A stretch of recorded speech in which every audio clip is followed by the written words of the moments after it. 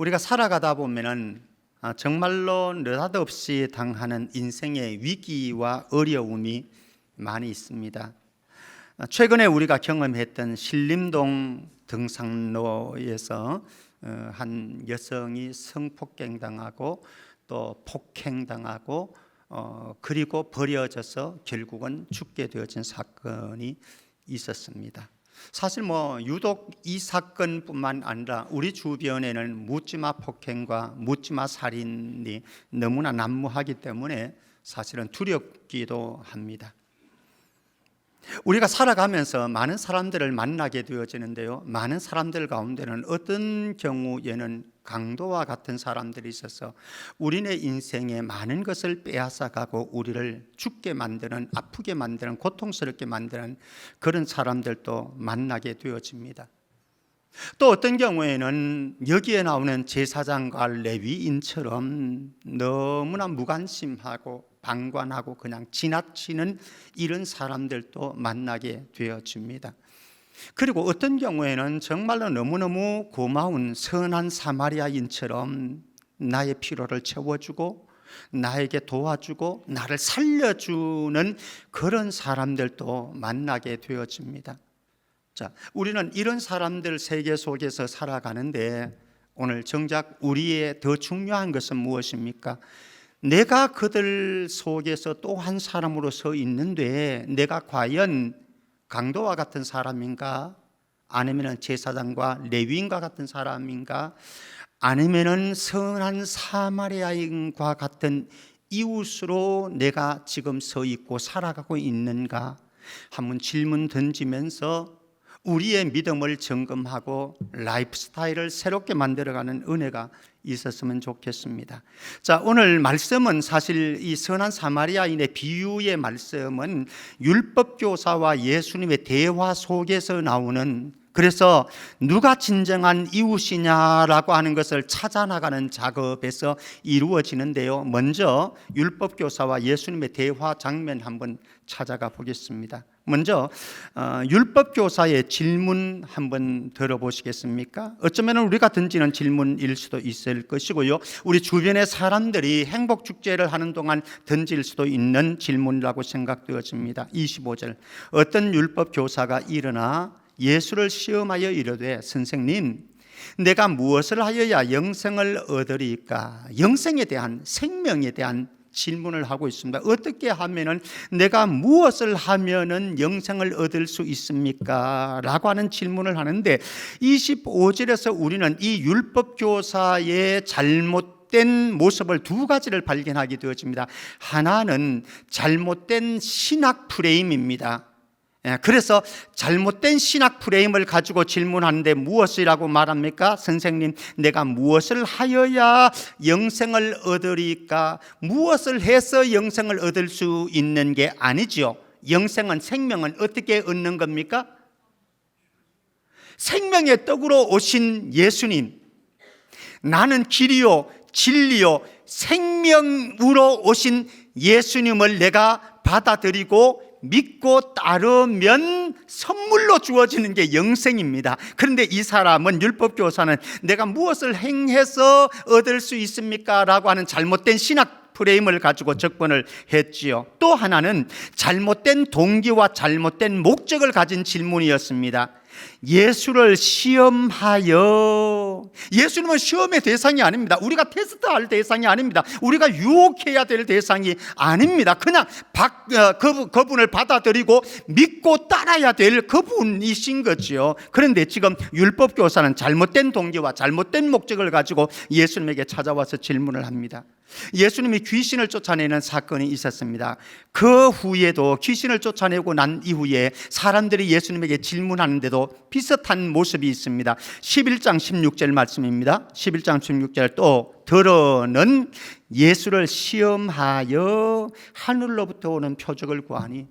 그냥 하늘로부터 오는 표적을 구하는 것도 사실은 그렇게 달가운 것은 아닙니다만은 그들의 동기가 더 문제인 거죠. 목적이 더 문제인 거죠. 예수를 시험하여. 저와 여러분들 살아가면서 예수님을 시험하는 일은 없기를 바랍니다. 사실 어쩌면요, 저와 여러분들이 예수님을 시험하는 경우들이 꽤 많이 있습니다. 여러분들 가만히 점검해 보십시오. 예. 자, 이 율법 교사의 영생을 얻는 비결에 대한 질문을 받으신 예수님이 역질문을 합니다. 역질문을 하는데 26절 말씀 보겠습니다. 율법의 가르침을 이야기합니다. 26절, 예수께서 이러시되 율법에 무엇이라 기록되었으며 내가 어떻게 읽고 있느냐. 이 질문을 바꾸면은요, 이렇게 바꿀 수 있을 것 같아요. 너가 율법을 연구하는 사람 아니냐? 율법 교사가 그렇잖아요. 율법을 연구하고 가르치는 사람이거든요. 예, 너가 율법을 연구하고 가르치는 사람이니까 너가 잘 알고 있는 것 아니냐, 이런 말씀입니다. 너가 잘 알면서 뭐 질문해? 왜 그럴 때가 있잖아요. 우리가 이렇게 사람과의 관계 속에서 대화를 나누다 보면은 자기가 잘 알고 있는데 질문하는 거죠. 그러니까 예수님이 그렇게 대응을 하십니다. 그랬더니 율법 교사가 대답하는 것 한번 들어보십시오. 얼마나 율법에 대해서, 토라에 대해서 정확하게 요약하는지. 27절 말씀입니다. 대답하여 이르되 내 마음을 다하며 목숨을 다하며 힘을 다하며 뜻을 다하여 뭐 하라고요? 주 너의 하나님을 사랑하고 옳소. 또한 내 이웃을 내 자신같이 사랑하라 하였나이다. 옳습니다.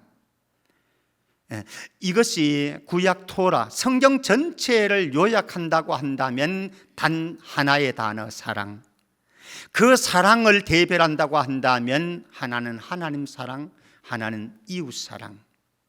자, 그것을 예수님께서 율법 교사가, 다른 율법사가 질문할 때에 동일하게 대답하셨는데, 율법을 요약하셨는데, 한번 그 문맥으로 가보겠습니다. 마태복음 22장으로 가보겠습니다. 22장 35절에서 40절 말씀입니다. 그 중에 한 율법사가 예수님을 시험하여 묻되, 참 요 율법사가 나빠요. 지금도 시험하는 율법사이지만 또 이때도 시험하는, 예수님을 시험하는 이런 율법사의 모습을 보게 되었습니다. 그 시험하는 질문이 무엇입니까? 선생님, 율법 중에서 어느 계명이 큽니까? 어느 계명이 가장 중요하고 큰 계명입니까? 질문합니다. 예수께서 대답하십니다. 37절, 예수께서 이러시되 내 마음을 다하고 목숨을 다하고 뜻을 다하여 주 너희 하나님을 사랑해라. 첫 번째 계명입니다. 39절에 다시 내려가면 둘째도 그와 같으니 내 이웃을 내 자신같이 사랑하라. 사랑의 계명에 대해서 아주 정확하게 요약을 해 주셨습니다. 예수님이 율법을 이렇게 정확하게 요약하신 것처럼 이 예수님을 찾아와서 질문을 하는 이 사람도 율법을 정확하게 능통하게 잘 알고 있었던 거지요. 자, 이렇게 예수님의 대답을 들은 율법 교사가 또 다른 질문을 합니다. 28절에 보면은 예수님이 율법 교사에게 말합니다. 너가 정확하게 율법 요약했다. 하나님 사랑하는 것, 이웃 사랑하는 것. 그렇다고 한다면 28절에서 너는 그 율법대로 행해라. 아니겠습니까? 이것 아니겠습니까? 그렇죠? 우리가 하나님의 말씀을 아는 것도 중요합니다. 능통한 것도 중요합니다. 암송하는 것도 중요합니다. 그러나 더 중요한 것은 무엇입니까? 하나님의 말씀을 행하고 말씀대로 살아가는 것이겠지요. 이 예수님의 말씀을 들은 율법 교사가 29절 말씀입니다. 29절. 그 사람이 자기를 옳게 보이려고 예수께 여짜오되 또 다른 질문을 합니다. 그 질문이 무엇이냐? 그러면 내 이웃이 누굽니까? 내가 사랑해야 할 그 이웃, 하나님 사랑은 내가 했고 하나님 사랑은 하고 있고, 이제 내가 정작 사랑해야 할 이웃은 도대체 누구입니까? 질문을 하고 있습니다. 여기 보면 이 율법 교사의 또 다른 모습 보십시다. 그 사람이 자기를 옳게 보이려고 예수님에게 질문합니다. 사실은 우리가 옳게 보이려고 할 필요 없습니다. 그렇죠? 우리도 삶을 살아가다 보면은 다른 사람에게 내 자신이 옳게 보이려고 이렇게 저렇게 말하기도 하고 행동하기도 하고 삶을 살아가기도 합니다만은 사실 그게 그렇게 중요한 게 아니고 중요한 것은 무엇입니까?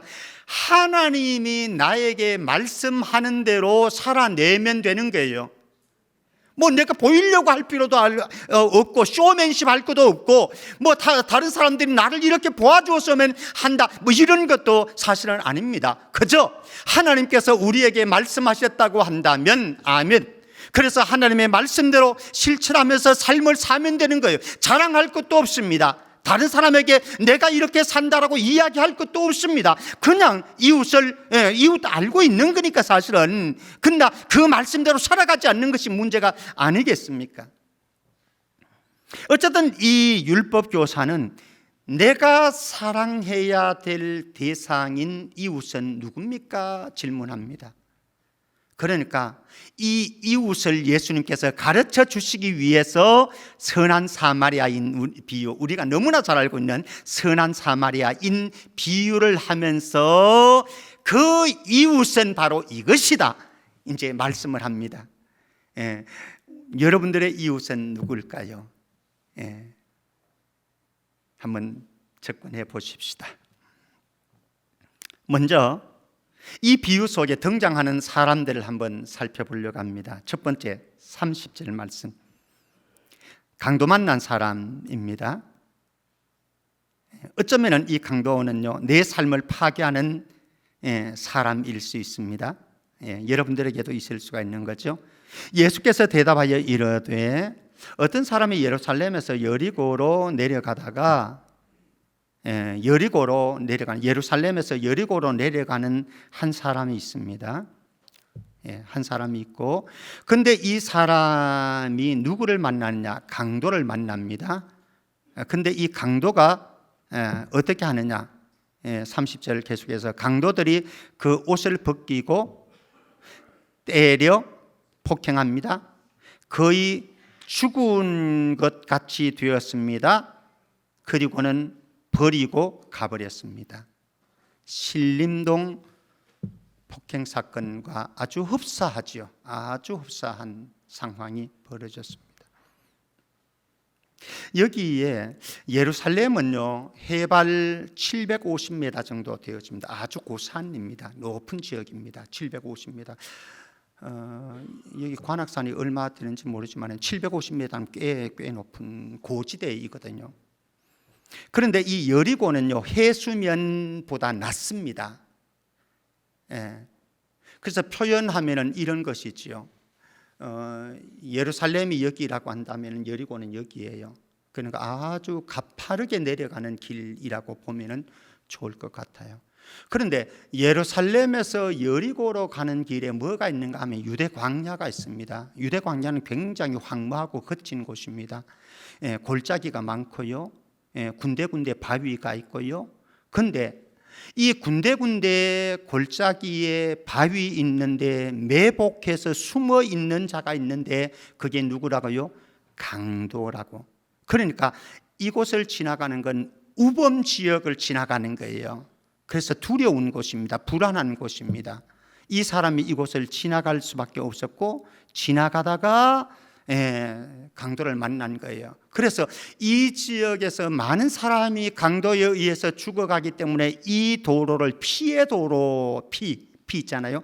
피해 도로라고 말할 정도로 이런 지역에서 강도를 만난, 그리고 이 사람도 결국은 죽고 말았습니다. 사실 저와 여러분들이 살아가는 동안에도 우리의 삶을 파괴하는 강도들은 많이 있지요.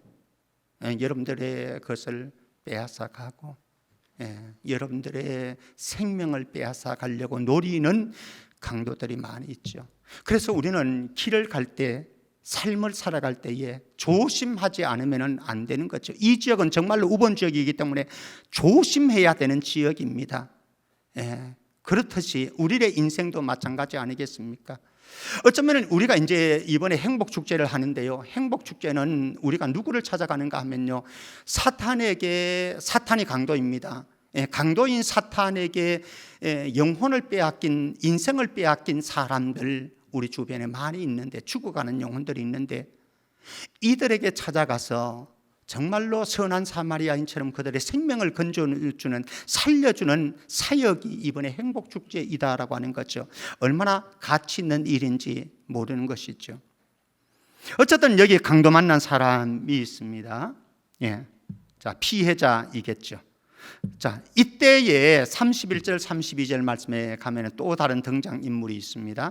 하나는 제사장이고 하나는 레위인입니다. 31절 먼저 봅니다. 마침 한 제사장이 그 길로 내려가다가 그를 보고 피하여 지나가고, 또 한 사람 등장합니다. 32절. 또 이와 같이 한 레위인도 그곳에 이르러 그를 보고 피하여 지나가되. 자, 여기에 31절과 32절에 공통점 두 가지만 찾으십시다. 하나의 공통점은, 그거는 피는 두 번째로 두고, 이들이 뭐였다고요? 제사장이고 레위인이었다. 공통점을 말한다고 하면은 종교인이었다. 우리로 지금 표현한다면은 김병태 목사, 교역자, 그리고 장로님들, 중직자들, 교회 영적인 리더들, 종교인이었다고. 두 번째, 이들은 보았습니다. 죽어가는 사람을 보았습니다. 그러나 피했습니다. 그리고 가버렸습니다. 무책임하고 무자비하고 방관자였습니다. 긍휼은 없었습니다. 사랑은 없었습니다. 자비는 없었습니다.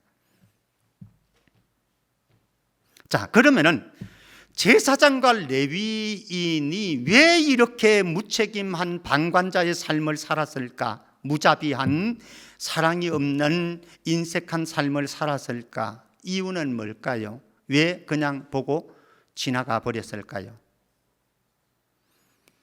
뭐 이렇게 볼 수 있는 거죠. 무서웠겠죠. 두려웠겠죠. 나도 저렇게 되어질 수 있다. 빨리 그냥 지나가자. 이렇게 되어질 수도 있을 겁니다. 심리적으로 얼마든지 가능성이 있는 거죠.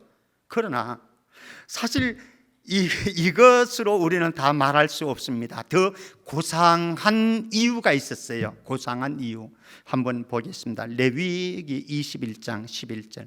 레위기 21장 11절에 보면은요, 제사장 정결 규례입니다. 제사장 정결 규례인데, 어떤 시체에든지 가까이 하지 말지니.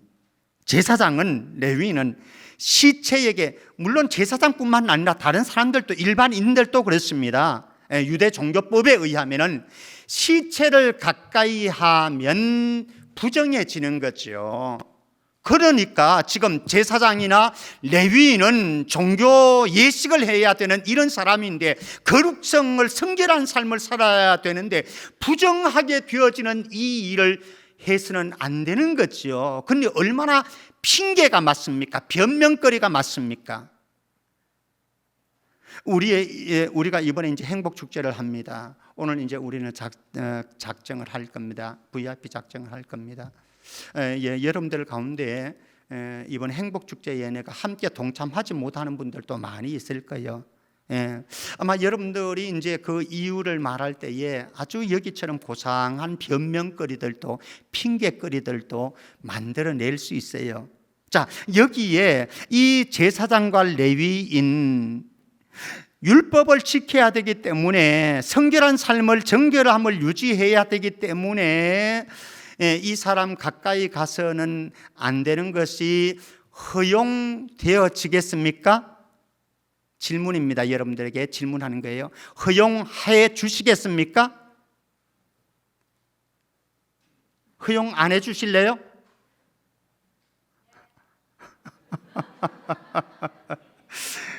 아주 곤란한 질문일 것 같으니까 여러분들 대답하기가 힘들죠. 이번에 사탄인 강도에게 생명을 빼앗겨서 영혼을 빼앗겨서 죽어가는 강도 만난 자가 우리 주변에 많이 있는데, 그래서 그 영혼들을 살리려고 행복축제 하는데, 여러분들이 이제 고상한 변명거리를, 핑계거리를 오늘 대실 거예요. 내가 작정할 수 없는 이유들 둘러댈 거예요. 그러면은 하나님께서 그 이유, 변명, 핑계거리 받아주시겠습니까? 저도 안 받아줄래요. 목사인 저도. 자, 제사장과 레위인 이렇게 망쳤습니다. 자, 그 다음에 등장하는 사람, 사마리아 사람입니다. 33절에서 35절 말씀. 이 사마리아 사람은 적어도 여기에 죽어가는, 강도 만나 죽어가는 사람은요, 아마 유대인일 것입니다. 유대인일 것일 겁니다. 그런데 이 사마리아 사람입니다. 이 사람은 33절을 보실래요? 어떤 사마리아 사람은, 자, 그러면 먼저 우리가 생각해야 봐야 될 것이 있습니다. 유대인과 사마리아인의 관계입니다. 유대인은 이 사마리아인을 우리가 너무 잘 알고 있으니까 뭐 자세히 설명할 필요는 없고, 뭐 취급했어요? 개 취급했습니다.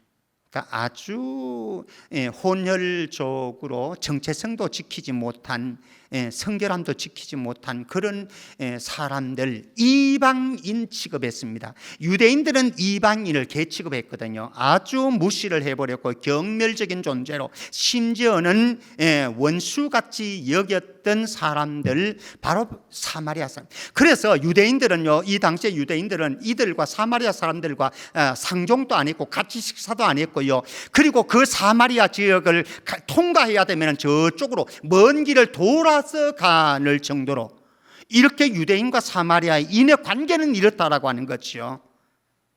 자, 그런데 지금 죽어가는 사람이 누구예요? 강도 만난 사람이 유대인이라고 제가 말씀드렸잖아요. 이거는 신학자들이 공통적으로 동의하는 부분입니다. 유대인인데 이렇게 자기를 경멸하고 상처를 주었던 사람 아닙니까? 왼수 같은 사람, 자기를 그렇게 참 미워하는 이 사람. 여러분들 같으면은 요 상황에서 지나가실래요? 다가가실래요? 예. 자, 이 사마리아 사람이 어떻게 하는지 보십시다. 그러면은 33절 계속해서 어떤 사마리아 사람은 여행하는 중 거기 이르러 그를 보고 어떻게? 불쌍히 여겨. 제사장과 레위인과 다르죠? 34절.